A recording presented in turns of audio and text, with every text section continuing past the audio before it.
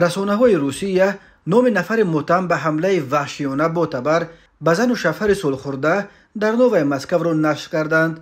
او زاده تاجیکستان نظرعلی سلطانوف سال تولدش 1986 بوده است.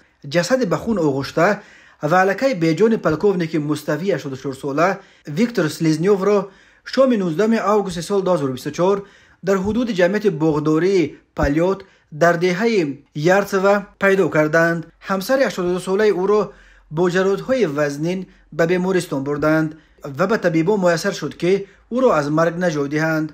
شام 20 آگوست ایرینا ولک سخنگوی وزارت کارهای داخلی روسیه در تلگرام کانالش ثبت ویدیویی لحظه‌های بازپرسی نفر متهم به قتل پلکوونیک سلیزنیوف را نشر کرد. از این ثبت برمی‌آید که دستگیر شده سلیزنیوف ها را خوب می‌شناخت، چون که آن شام نصر به خانه آنها برای قرض‌پرسی رفته است. بنا به فرضیه‌ای که سلطانوف در این ویدیو نقل کرد، او یک فرزند معیوب دارد و برای جراحی او به پول نیاز داشت. گویا پلکوونیک سلیزنیوف در اول راضی شده است که کار او را بود کرده قرضش بدهد، ولی در آخر درخواست سلطانوف را رد می‌کند و او به همین دلیل صاحبخانه ها را می‌کشد. سلطانوف نقل کرد که او همسر سلیزنیوف را برای آن کشتنی شد که شاهد را از بین ببرد و ایز جنایتش پنهان بماند. او با مقصد پوشانیدن ایز جنایتش خانه سلیزنیوف را آتش زدنی شده است، ولی همسایه علنگه سوختار و یک مرد بیگانه در نزد خانه سلیزنیوف را دیده به مقامات خبر دادند.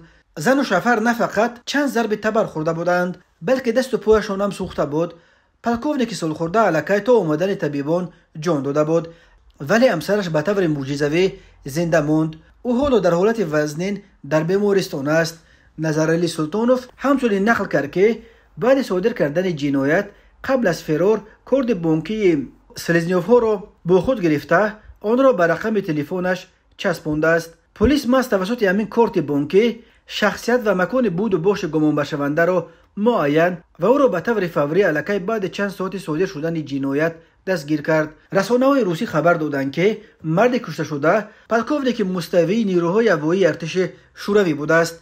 سرریاست تفتیشات شهر مسکو خبر داد که در رابطه با این حمله خونین بر اساس قسم یکم ماده 105 کودکس جنایتی روسیه با اتهام کشتار و بر اساس قسم سوم ماده 30 قسم دوم ماده 105 با اتهام سوءقصد به کشتار 2 نفر پرونده جنایتی گشودند. علاقه بعد چند ساعت مقامات تفتیشاتی از بازداشت گمان شونده و انگیزه او خبر دادند که این انگیزه جنایت پول بوده است. به این زاده تاجیکستان و برای سوءقصد به کشتار 2 نفر از 8 تا 20 سال زندان تهدید میکند، ولی اگر خدای نکرده زن جبر دیده نیز بمیرد، نظرعلی سلطانوف را میتوانند برای عمربود نیز به زندان افکنند.